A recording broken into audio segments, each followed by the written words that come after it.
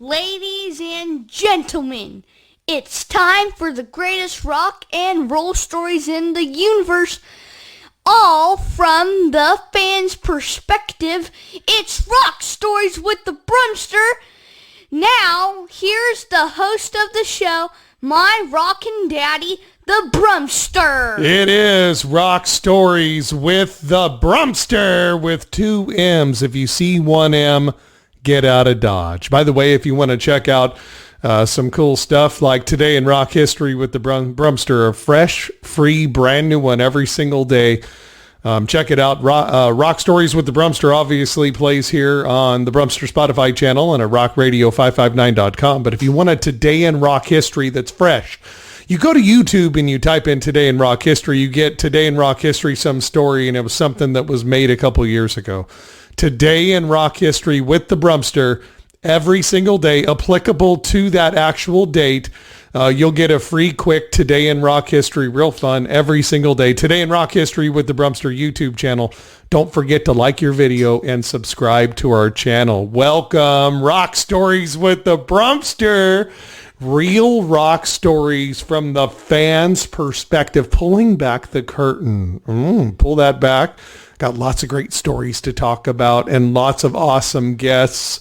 One of my favorite guests of all time is my Aunt Sue, Sue Weisenhouse. She is a fan on the run. She's part of this awesome group that goes around the world and sees Paul McCartney. But she loves music too, and she makes so many cool friends, and that means they're my friends too, and that means they're your friends. That's pretty cool. We get them on the program today. One of Aunt Sue's friends from Fans on the Run, now one of our friends here at Rock Stories with the Brummster. We're going to go behind the scenes and learn about some rock and roll adventures from musician, artist, author, Jon D'Amore on the program with us today, Rock Stories with the Brummster. Welcome to the program, Jon. Thank you, Josh. Thank you for having me on. And it sounds like it's going to be a lot of fun to be here.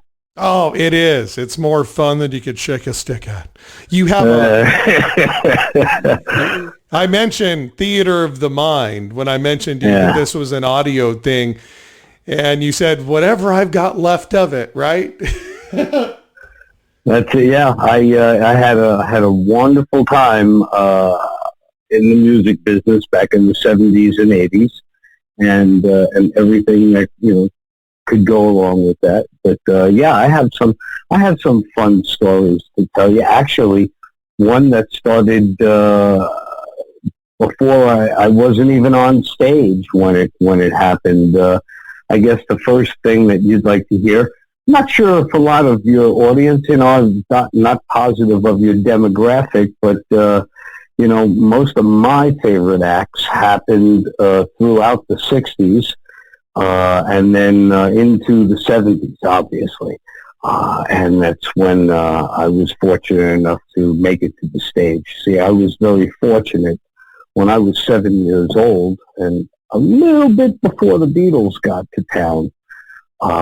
I decided I wanted to play the guitar. Actually, my father decided I wanted to play the guitar. I wanted to play the drums. But we lived in a small apartment in Union City, New Jersey, and drums wouldn't have been the way to go. And then I wanted to, because the Beach Boys had hit before the Beatles did. And, of course, the guy in the Beach Boys who made all the sense in the world was their bassist, Brian Wilson. So I said, well, and I want to play the bass.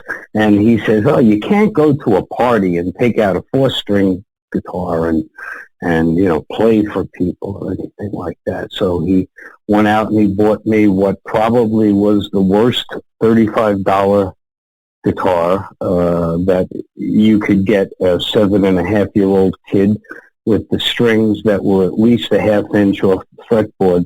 And every Saturday morning I went and took lessons and came home from school every day, and he made sure that I practiced 45 minutes to an hour, so that by the time the Beatles did get on the Ed Sullivan Show on February 9th, 1964, where the average kid was going gaga over these guys. Not that I didn't, but instead of that, I was able to sit in front of that little black and white TV and say to my father, look, that's a D7th, and that's a C sharp diminished, and that's a G minor 7th. And because by that time I was fairly knowledgeable and I was able to read music. So, of course, by the time I got to high school, where the average kid was just buying records and trying to learn stuff off of that, I was fortunate enough where I could just go out and buy sheet music and do it note for note. And so once I got into high school, even when I was a freshman, the second day of high school, I was approached by some juniors and seniors, and they said to me, hey, we hear you're the guy who plays the guitar. You want to be in a band? And so having never been in a band before, I think at that point I had a Gretsch like George Harrison had, and an Ampeg Gemini 1, and I was in my first band and played all through high school. Now, let's take it from there. It's senior year, and this is why I wanted to know have an idea of what your demographic was. It was senior year, and it was 1971, and my favorite, or one of my favorite bands, other than the Beatles, was a group out of the New York City area that did fairly well, only really had one hit song, and it was a cover version of a Supreme song, and the name of the band was the Vanilla Fudge. And the drummer and bass player in that group were just unbelievable, and you probably know them as Carmine Appice and Tim Bogert, who went on to amazing careers. Well, anyway, around 1970, the Fudge broke up, and Carmine and Tim started a group called Cactus, and guitar, bass, drums, and a lead singer. Fantastic band, and they had been touring. They were just about ready to come out with their second album when my high school senior class made the mistake of putting me in charge of the entertainment committee for the senior prom. Oh! And so, of course, we had it at the Westmount Country Club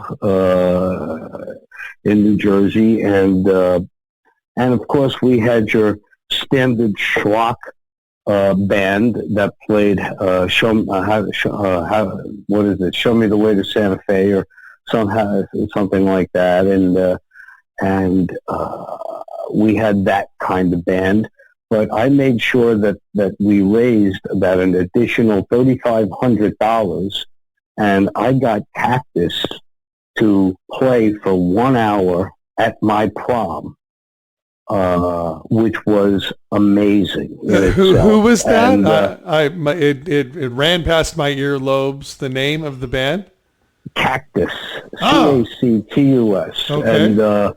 And so just to give you an idea of the level that these guys might have been at that point, what made this night fantastic wasn't that I just got to meet the band and hang out with them in this small little coat room, which was used as their dressing room, but I got to introduce them at the prom, and then after the prom, I mean, yeah, not after the prom, after they were done and the Schlock band got back on stage, they asked me if I wanted to go with them to the Fillmore East. Again, something I don't know if your audience is knowledgeable about. There was the Fillmore West in San Francisco, the Fillmore East down in downtown Manhattan in New York City.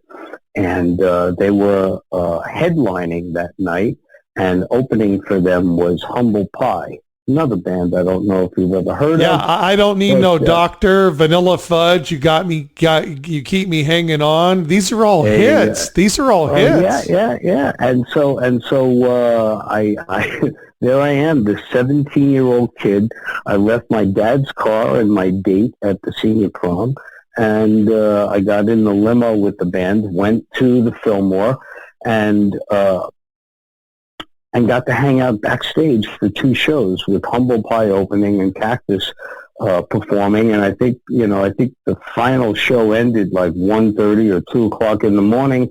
And then looked at these guys and said, okay, what do I do now? And they were great. They took me to one of their homes out in Staten Island, where I hung out all night with them and a lot of other fun people to hang out with after a concert at the Fillmore. And the following day, I took a bus home. I called up my dad. I said, your car is at the Westmount Country Club. I'll be coming home by a bus, and in a rented tuxedo that I had been wearing for about 24 hours at that point. So that was that. But the good part about that was that I got to meet Tim and Carmine, and we had developed an interesting friendship that every time we would run into one another over the next couple of decades, it would always be, hey, Carmine, remember that guy, that kid from the senior prom? And we would get together. I ran into them when they were recording with Jeff Beck, when they were Beck, Bogart, and Appice. When they did that, they had recorded their first album. They were in London or outside of London recording their second album that never came out. And I got to hang out with them for a day there. And then years later, when I moved to Los Angeles, I was asked, a friend of mine knew I liked the Fudge, and she said, look, the Fudge are playing at the House of Blues, let's go. And of course, it was the Fudge 40-something years later, but I went backstage and first saw Carmine. And I says, Carmine, do you remember the night you played the senior prom for Weehawken High School? And he goes, yeah. I says, remember that guy who hung out with you at the thing? And he looked at me, and of course I didn't certainly look like the 17-year-old kid I looked like then. And so he just couldn't believe it. And there was Timmy, and he says, hey, Tim, remember the prom? Yeah. And next thing you know, it turned out that we all lived a couple of miles away from one another in the San Fernando Valley. Timmy was in Simi Valley, and we just hung out. I mean, we just became great friends, and then Carmine moved back east. And then even what made it even better is over several years, I've turned into an author. I now have 6 books out, and Carmine has a couple of books out. So when we were back east in the New Jersey, New York area, we even did several book readings together and filled the places up. It was quite amazing. So that's my first kind of rock and roll story. What did your dad think? He bought you the guitar, and what did he think about this adventure you were heading off on with his car at the country club? When I was a kid, he was just proud, because I was able to, where the average kid was using 2 or 3 finger chords, I was doing arpeggios with my eyes closed and then doing reverse arpeggios. So, and so he was always proud of the fact that I had this ability to just, you could put sheet music in front of me and I'd be able to just do whatever needed to be done. On the other hand, as I was going through high school and was playing with better and better bands as time went on, I sort of gave him the inclination that this was what I wanted to do. And like all fathers would do, you'd say, look, this music thing's a lot of fun and stuff, but, you should really have something else and do this music thing on the side, or, find something else and to fall back on. And of course I didn't. And and so he also saw that how much I enjoyed it, how much fun I was having, and for my dad, I think he also sort of lived vicariously through me too. He grew up during a very, strict World War II era into the 50s, and by that time, he had his job and a wife and kid and stuff like that. And I grew up, just on the outside fringe of the love generation. I just missed all of that by a couple of years, but I was fortunate to be in the music business at a very early age. So pretty much as soon as I hit 18, and I was legal to sign contracts and go on the road, that's what happened. I was put together with a couple of acts out of New Jersey, and we did what all Jersey bands did back then. You literally played 5 nights a week in one club, and you rehearsed another 2 nights in some garage somewhere, and then you played another 5 nights a week from Wednesday to Sunday night, and you practiced on Monday and Tuesday, and it was great. You did that for about 45 weeks a year, and you've all heard of, I hate saying it now, but you've heard of the Jersey Shore because of some stupid TV show, but to the people in New Jersey, that was the training grounds for all of us. There were just 30 or 40 great rock clubs. Dave Grohl talks about it all the time, that there was no American Idol. There was no, imagine Bob Dylan being told he sounds pitchy from Randy Jackson or Paula Abdul, right? It's like you've got to go out and just play and play and play. Right? That's, I always, and then you see, that's a funny thing. I'm glad you said that, and I'm sure that some of your people will appreciate this. When I moved to LA in 1999, and then I had just come from the corporate world by that time and was going into the entertainment business, but as what's called a script doctor for screenplays. And before I even got into writing my books. And when I got there, of course, everything was very cool, and people wanted me to go see bands, and some guy would say, "Hey, man, you got to come and see my band." And I was like, "Okay, when are you playing?" They go, "Okay, yeah, we're playing the Viper Room." "Oh, cool. I'll get there, at some point tomorrow night or whenever." He goes, "Oh, no.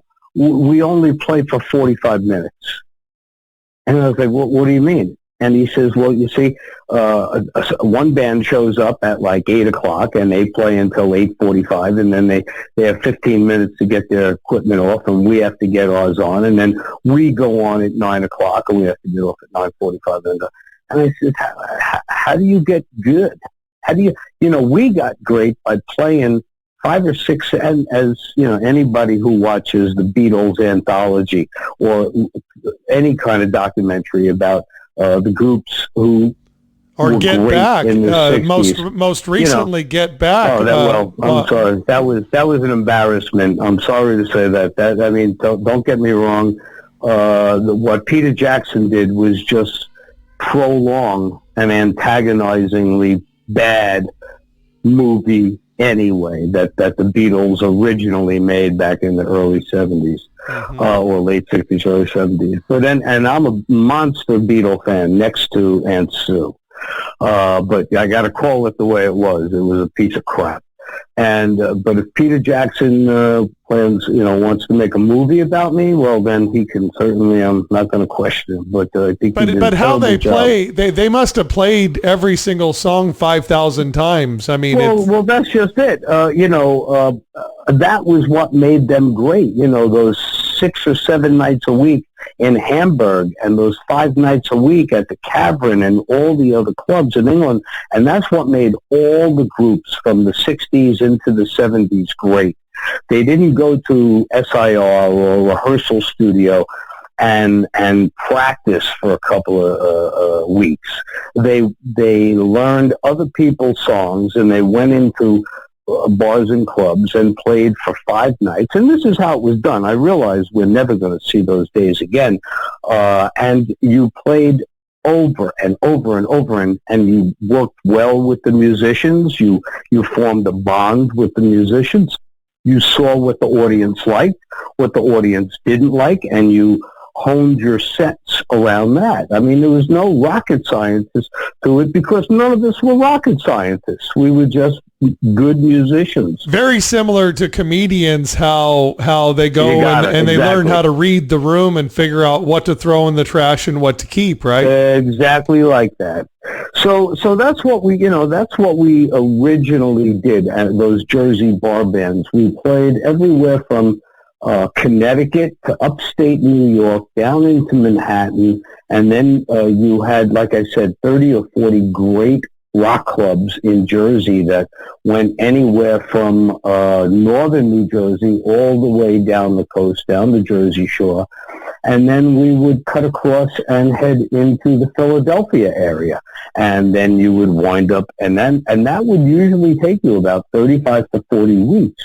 And then you would literally go do it all over again. And it was fantastic. Well, the point there was that at, later on, as most groups do, the lead singer wants his name in front of the group, or, the one guitar player is like, I want to do more solos than you're doing. A million crazy, well, one guy's girlfriend wants to get married and he can't go on the road anymore.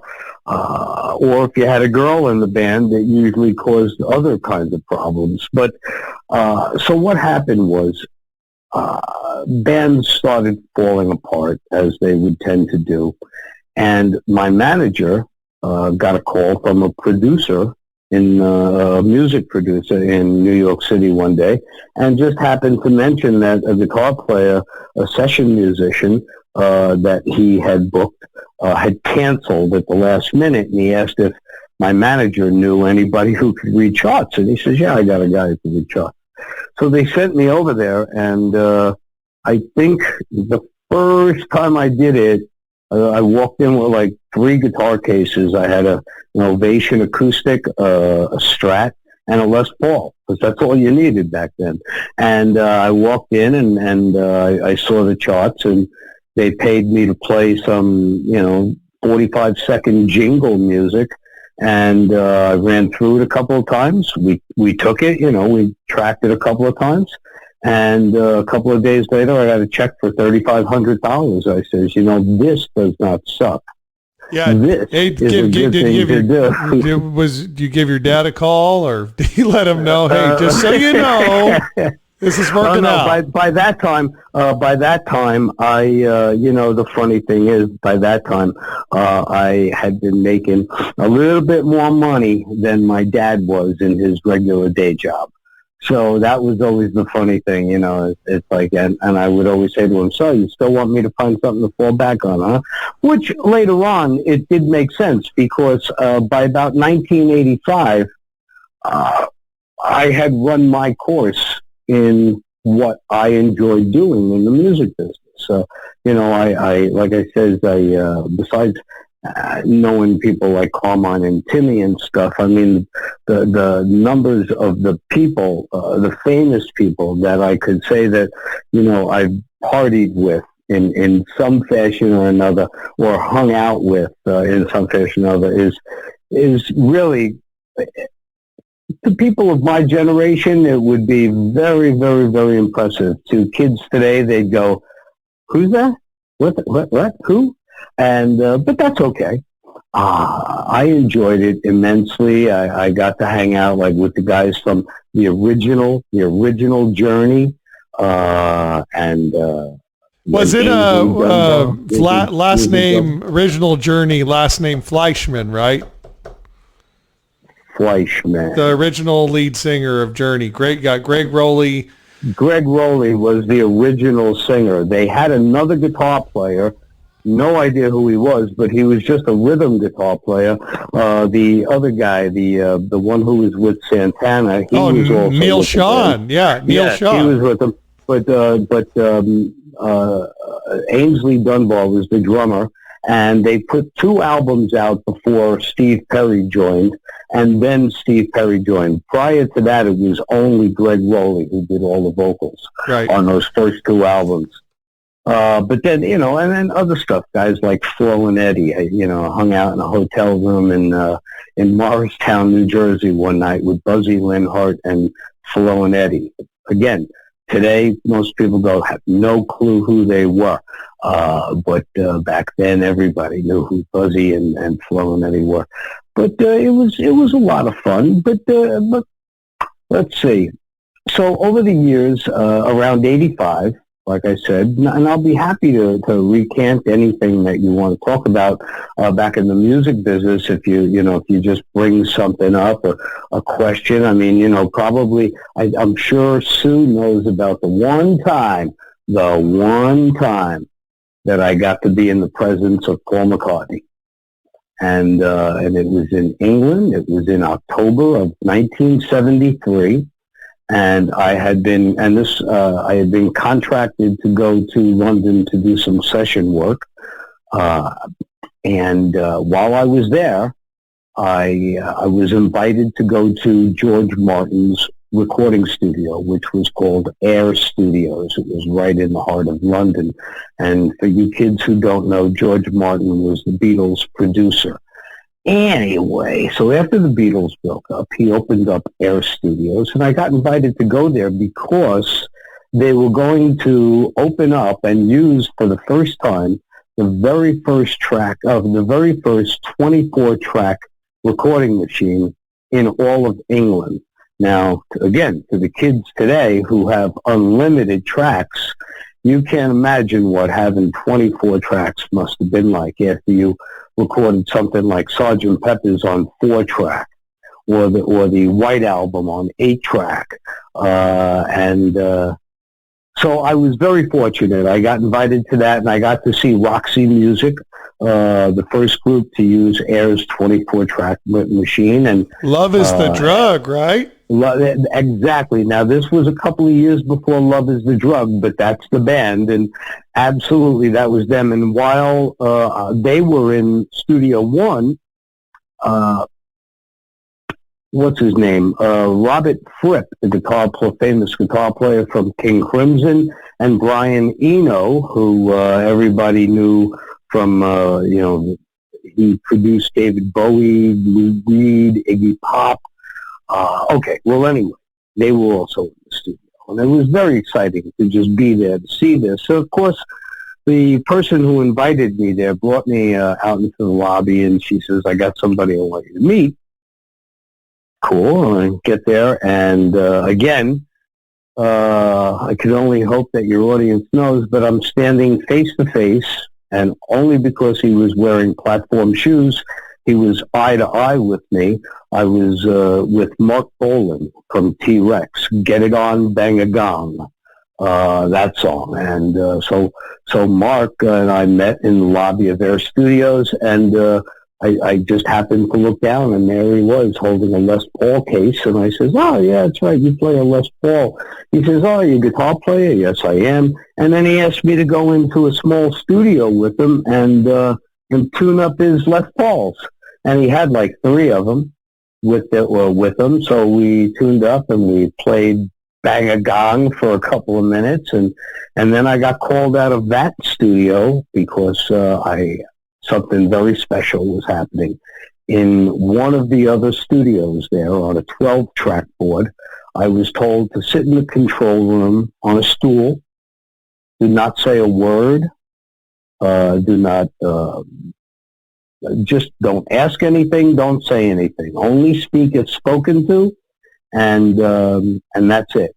So I was introduced to the engineer, whose name was Jeff. But if anybody, so I'm sitting there and I'm listening to this track happening about 3 or 4 times. Somebody's trying to do a synthesizer solo on this track that has no vocals, no nothing on it. And like I said, it was a 12 track. And synthesizer solo a couple of times. And then at some point, Jeff decides to put the interior speakers on and talk to him that way instead of through headphones. And I keep hearing the same thing, like, what do you think of that? What do you think of that? What do you think of that? Because it was a short 35, 45-second synthesizer solo. and I realized I knew this voice. So I sort of leaned over a little bit to look through the glass plate between the control room and the studio. And in the far corner of the studio, under a light, was Paul McCartney doing the synthesizer solo for Jet, the song Jet. And, of course, Linda McCartney was there at the time, just snapping pictures away at him. And he would do, you know, a solo and then ask Jeff. And Jeff was, it turned out to be Jeff Emmerich, who was the engineer who was on pretty much every Beatles session since P.S. I Love You and Love Me Do. And so now he's George Martin's engineer, and he happens now to be Paul McCartney's engineer for this session. And they're doing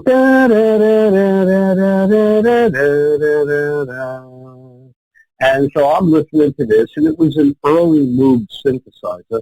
So every time he did the solo, it sounded a little different because of the controls that he had to do. It's all experimental, basically, right, for him? By that time, you know, you had guys like Rick Wakeman and Keith Emerson who had mastered the Moog synthesizer.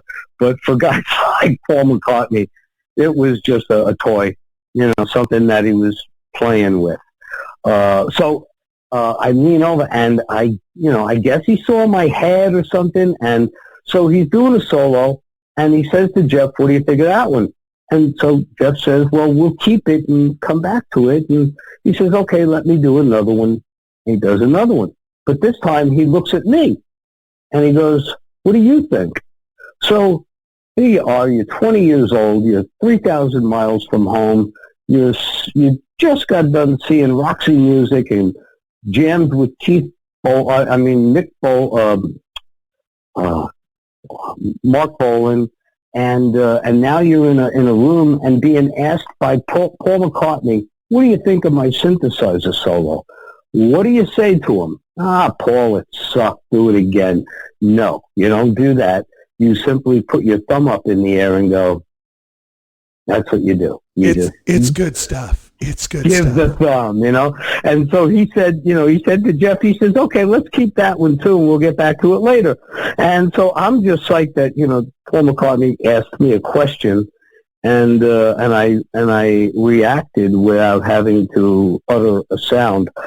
And so, of course, I get taken out of there after a little while by the person who brought me there, and I didn't want to overstay my welcome, having had probably the best night a 20-year-old or best afternoon a 20-year-old in London could possibly have. So that was my Paul McCartney experience. I doubt, well, maybe I'm wrong, but I doubt we're going to remember if the riff that you put your thumbs up to for the synthesizer for Jet, for Paul McCartney's hit song, when we listen to the Jet that's on the radio and, you know, on I constantly... Is it the same one that you thumbs up to? I have no idea, but I consistently tell people, you know, I told Paul to use that one.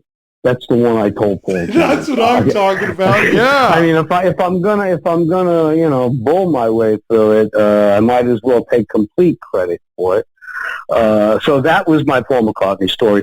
But anyway, so over time, I got out of the music business in 1985 because music had changed dramatically. I mean, I really enjoyed the new wave era of like Elvis Costello and the Pretenders and all that kind of stuff. I really liked it.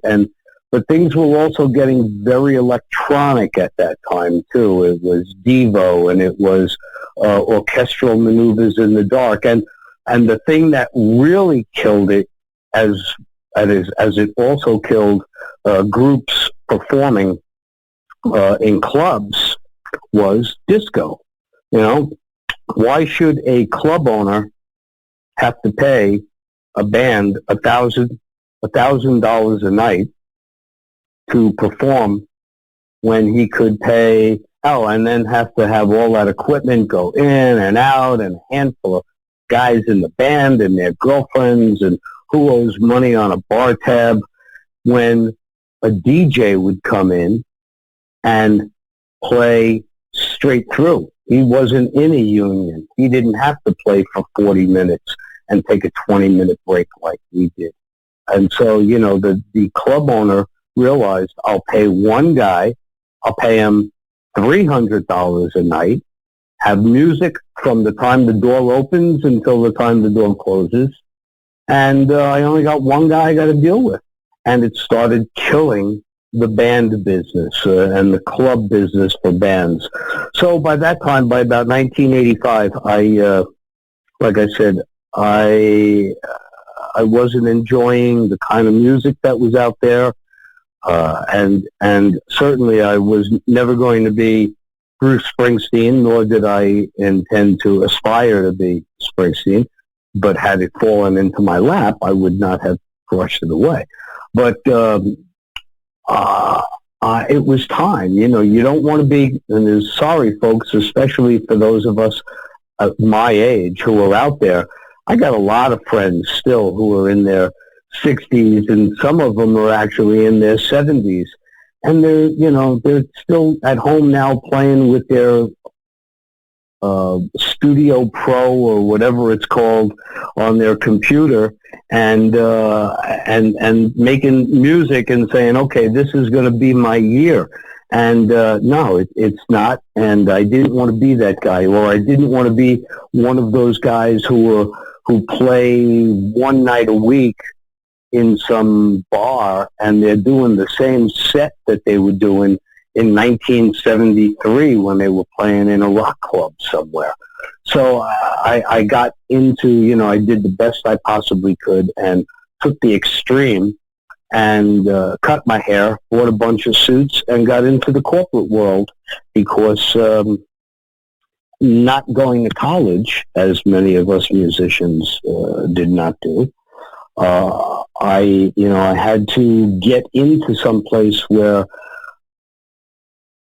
I had to use my ability. And the only ability that I had as a musician was to be able to get up in front of large groups of people, in front of crowds, and perform.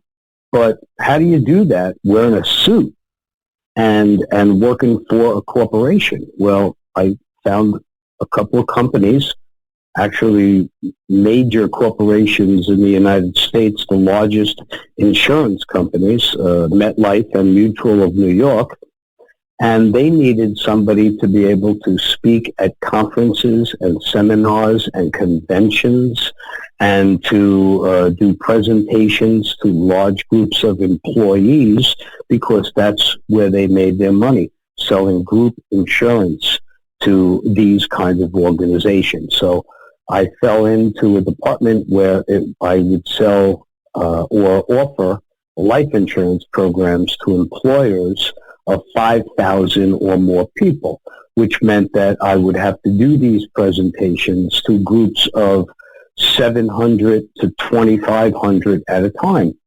And the good part for me was you got all these guys in the corporate world who had their BAs and their MAs, and they had them all hanging up on their offices and were very proud of them.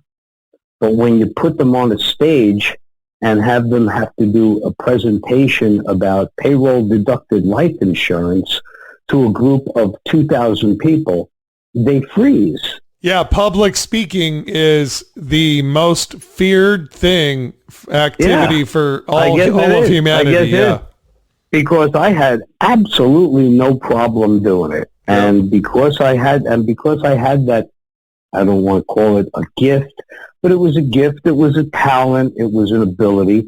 Because I had that early on. I mean, I had been performing on stage since I was 14, since I was a freshman in high school, and playing all those school dances for 200 or 300 kids at a time. And these were kids that you then, after you played at the school dance on Saturday night, if your band wasn't good, you knew about it on Monday. Well, fortunately, I lucked out on that, and it worked for me. So by the time I got to the corporate world, it worked for me, and I was able to make that transition. But by 1999,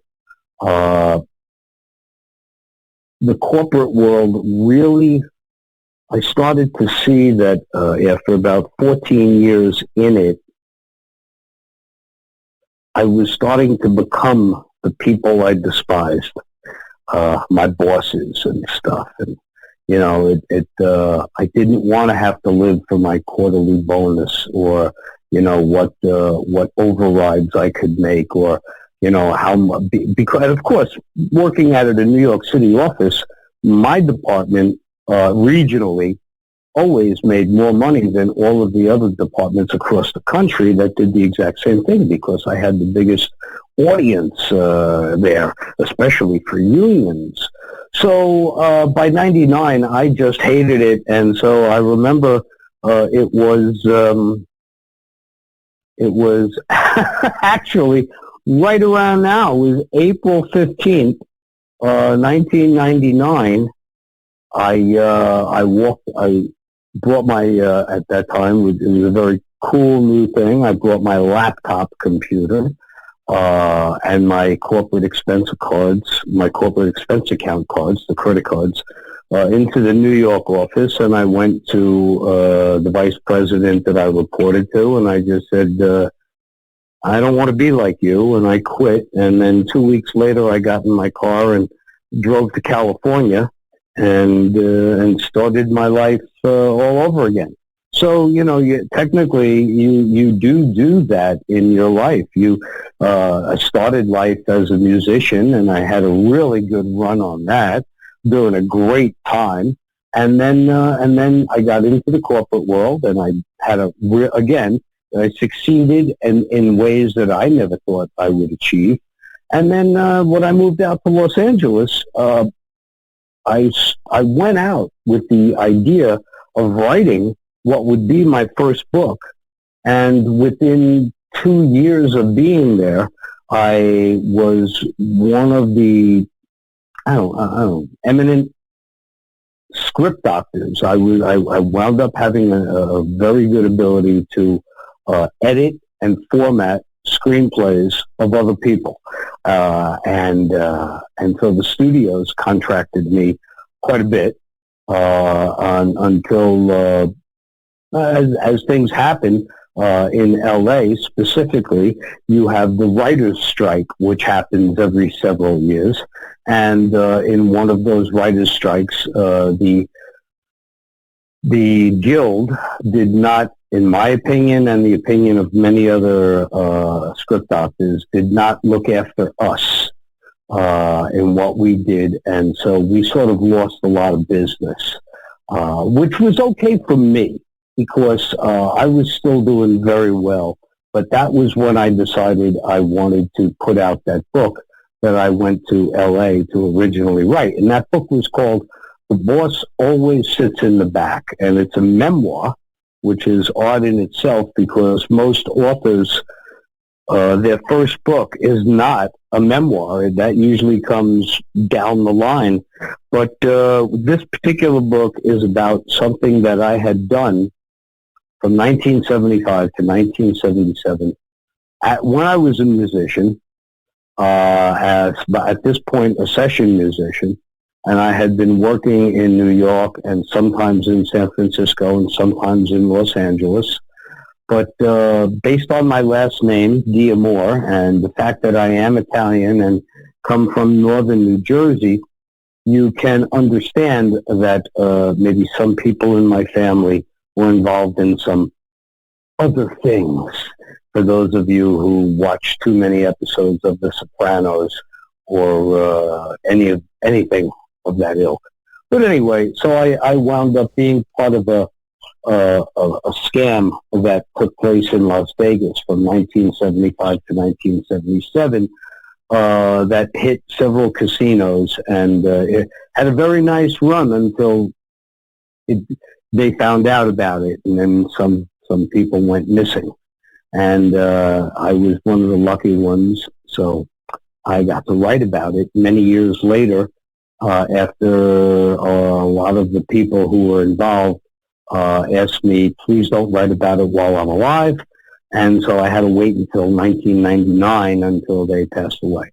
So that's when I started writing that book. So I wrote it, and with the help of a great entertainment attorney in Century City, I self-published it, and I went on tour with it and had a great level of success with it. And then after that, I really didn't know if I was going to write anymore. But my fan base, if you'd want to call it that, was after a couple of years was like, well, what else are you going to give us? They wanted more? They wanted more, and I couldn't, because it wasn't, how can I put it? You know, those guys that I did this thing with back in the 70s, well, they were either all old and gone, or they hadn't done anything that was fantastic. So what I did was I had a screenplay that I had worked on with a friend of mine, and I asked him, I said, would you mind if I blew this screenplay out into a book? He said, no, go ahead, knock yourself out. So we had this screenplay called Dead Fellas, and we used his love of zombies and my love of the mafia at that point, because that's what my book was about.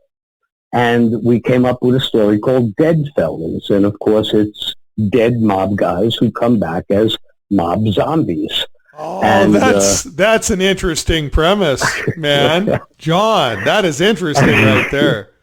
And so, you know, I put that book out, and a lot of people are like, what the hell is this? Especially women who seem to have liked The Boss and were sort of turned off about the zombies. So I can understand that. But what had happened at that point was I got the writing bug. So after Dead Fellas came out, I spent time writing a vigilante story, not mob-related in any sense. No mobsters, no zombies. And this is a vigilante story. And it's called The Delivery Man. And I put that out the following year. And so, of course, that did real well. And the good thing about that was that it then gave me the impetus to the following year. Unfortunately, the following year, I had put out I just was getting ready to put out a book called As Long as I Have Lips. It's a romantic comedy. There are no zombies, no vigilantes, no mafia. Nobody gets killed. It's a love story. Every one of my books is a different genre, because that's just how I write. And I don't want to be confined to one specific genre. You don't want to be typecasted, right? Like Never. I never do. No. Right. So just as Long as I Have Lips was about to come out in April of 2020, well, March 2020 shut down everything with the pandemic. So I wasn't able to go out and promote As Long as I Have Lips. But what I did do within weeks of the pandemic and everything getting shut down, and I guess that was the beginning of the lockdown, and nobody was flying anywhere, so I couldn't tour. What I did do was, unless somebody could tell me different, I was one of the very first authors to use this new system called Zoom, and I was doing readings instead of regionally when I would do my book readings on tour. I'm now doing it globally. You can do Zoom readings for people all around the world. It doesn't matter as long as they're awake when you're awake. And so I did a series of readings for As Long as I Have Lips. Now, because As Long as I Have Lips was a romantic comedy, I picked up you see, every time I did this, I picked up a different audience. I mean, the mob, the book, The Boss, had the mob as its audience, the mob aficionados as its audience, and the mafia has a place for some reason has a place in America's heart. They love a good mob story. Okay, so I had that audience. Well, then the next one was zombies and mobsters. I may have lost some mob guys or some mob fans in that one, but I certainly picked up a lot of zombie fans. Yeah, a lot of sci-fi, a lot of... Oh, absolutely. Oh, there's a whole, I mean, I can't even tell you the amount of the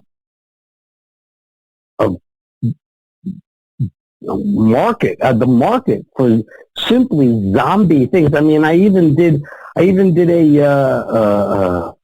interview for some magazine called Girls and Corpses, and it was all about zombies. The whole thing's about zombies. But anyway, that's neither here nor there.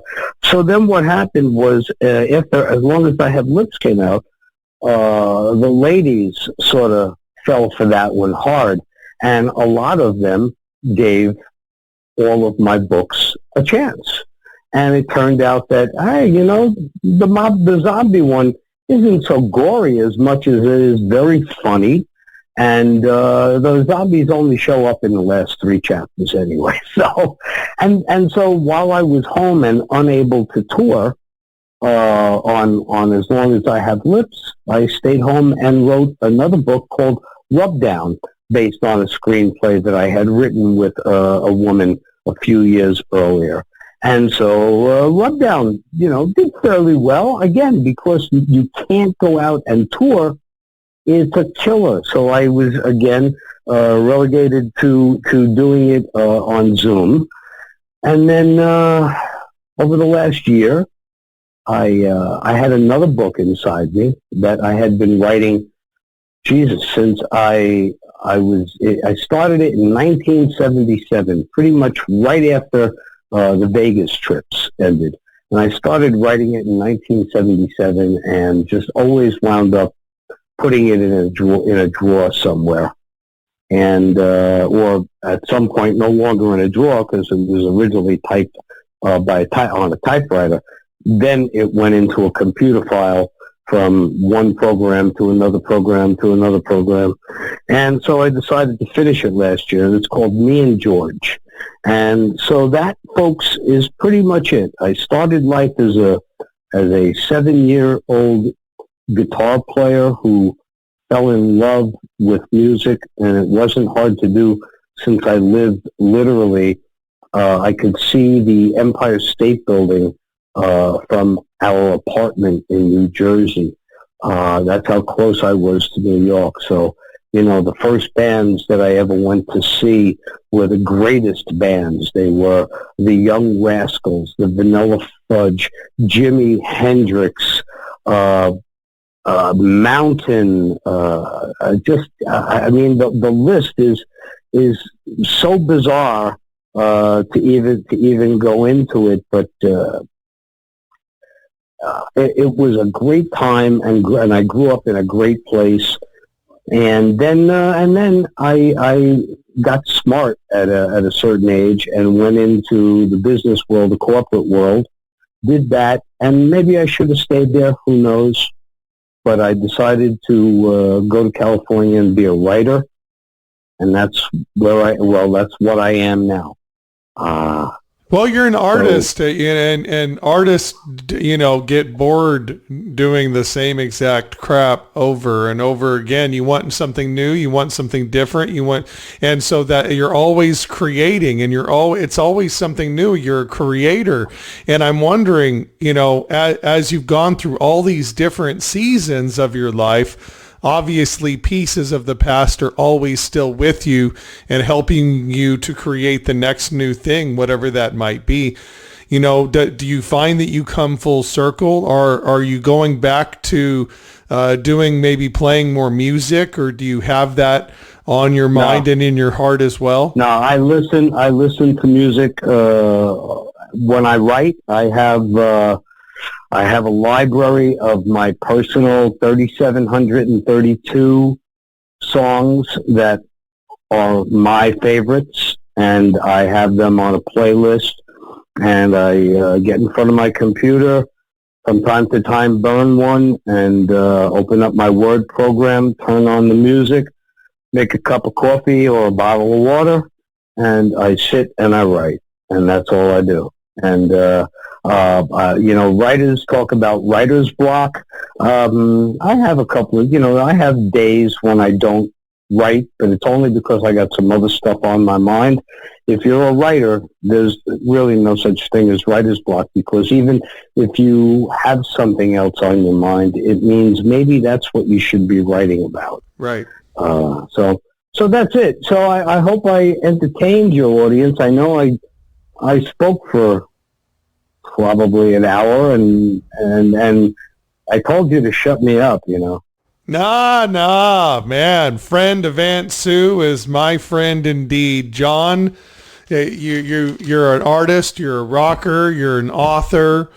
Thank you. Oh, can I give my website? Can I give my website? Yeah. Hold on just a moment. Jon D'Amore, our guest today, pulling back the curtain. Real rock stories with the Brummster right here. Rock stories with the Brummster. Real rock stories from the fans' perspective every Sunday, 11 a.m. at rockradio559.com. All things Brummster at the Brummster Spotify channel. That's 2 M's. So make sure you go there. And Today in Rock History with the Brummster YouTube channel for a free Today in Rock History every single day.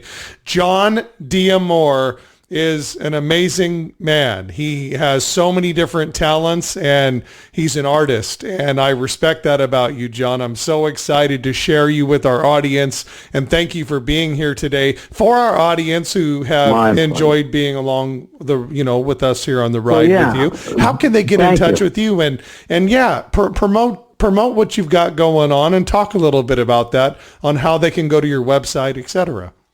Piece of cake. Actually, it won't take long at all. If you're interested in anything about my books, if you'd like to read about my bio, if you'd like to read the short synopsis for each of my 6 books, or if you'd even like to buy a signed copy, you can go to my website, and it's real simple, folks. It's JONDAMORE.com, Jon D'Amore. And you can go to the website, and there's a page there called, you'll see it. It's the standard stuff. Bio, contact. If you want to send me an email, just go to the contact page, and it will be my pleasure. You can also, if you don't need to have your book signed or autographed or personalized, you can go to Amazon. You can go to Barnes & Noble. They're available there. You can also get them in ebook formats for your Kindle, Nook, or iPad. And Josh, again, I just want to say thank you for letting me talk about me. Thank you for coming on and sharing rock stories with the Brummster. Jon, we really appreciate it. Enjoy your adventures, and fans on the run as well. God bless you, brother, and thank you so much as well for being here and opening up that curtain for us and our listeners. Thank you.